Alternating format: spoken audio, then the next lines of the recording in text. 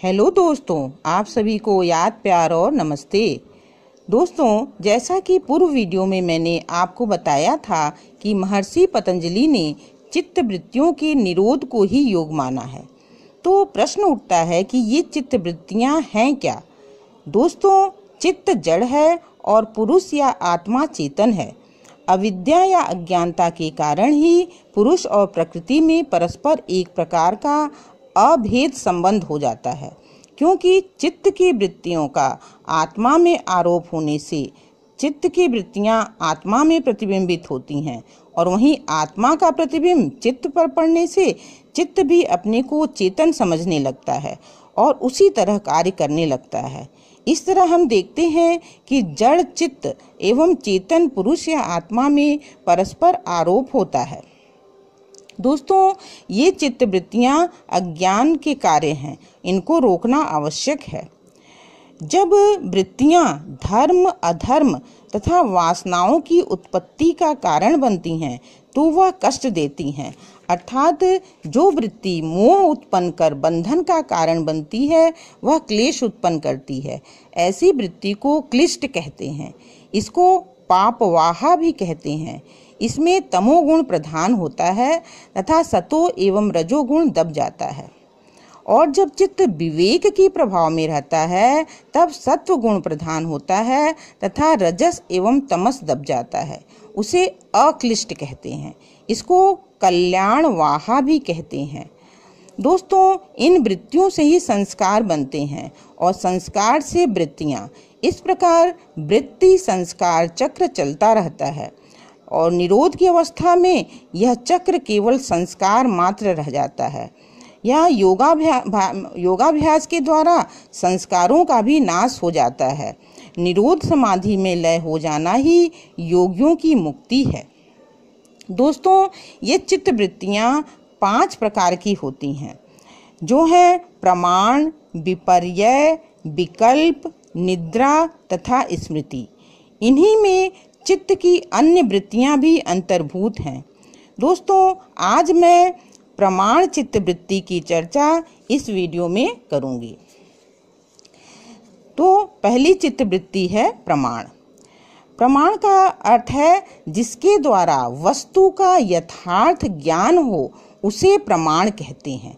दोस्तों, प्रमाण के भी 3 भेद होते हैं: प्रत्यक्ष, अनुमान और शब्द। तो प्रमाण का प्रथम भेद है प्रत्यक्ष प्रमाण वृत्ति।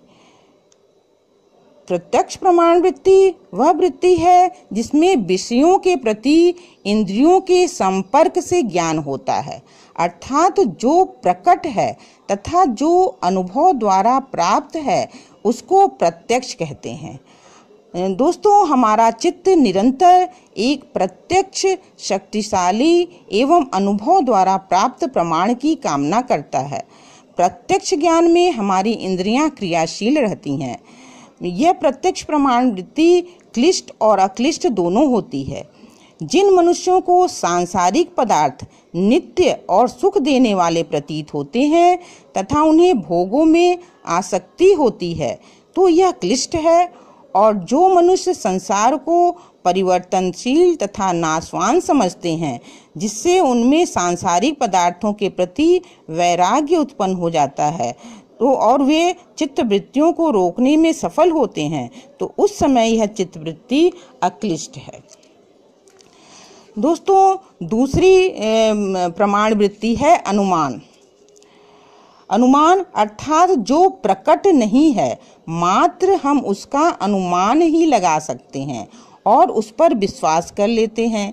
यह भी 3 प्रकार का होता है: पूर्ववत, शेषवत और सामान्यतो दृष्ट।